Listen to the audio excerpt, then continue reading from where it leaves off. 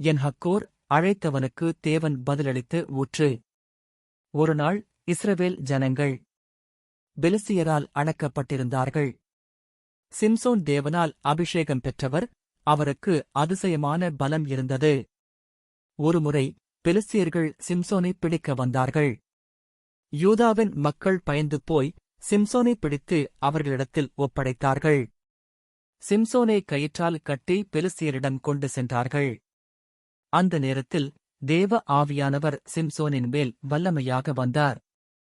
அவர் கட்டப்பட்டிருந்த கயிறுகள் தீயால் எரிந்ததைப் போல் அருந்தன. அப்போது அவர் தரையில் கிடந்த கழுதையின் தாடை எலும்பை எடுத்துக்கொண்டு அதைக் கொண்டு 1000 பெலிஸ்தியரைச் சாய்த்தார். அதற்குப் பின் சிம்சோன் மிகுந்த தாகத்தால் சோர்ந்து போனார். அவர் தேவனை நோக்கி, கர்த்தாவே, நீர் இந்த பெரிய இரட்சிப்பை என் மூலம் செய்தீர்.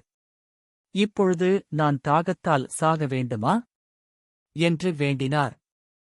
அப்போது தேவன் லேகியின் பள்ளத்தாக்கில் ஒரு பிளவை திறந்தார். அதிலிருந்து தண்ணீர் பாய்ந்தது. சிம்சோன் அந்த தண்ணீரை பருகி புத்துணர்ச்சி பெற்றார். அந்த இடத்திற்குப் பெயர் என் ஹக்கோர் என்று வைத்தார், அதாவது அழைத்தவனுக்கு தேவன் பதிலளித்த ஊற்று என்று பொருள். இதிலிருந்து நாம் கற்றுக்கொள்வது: சிம்சோன் தாகத்தில் தேவனை நோக்கி அழைத்தான், தேவன் பதிலளித்தார். தேவன் வல்லமையானவர், அவர் பாறையை பிளந்து தண்ணீரை உண்டாக்கினார். நம்பிக்கை இழக்காதே. நம் பலம் குறைந்தாலும் தேவன் புதுப்பிப்பார்.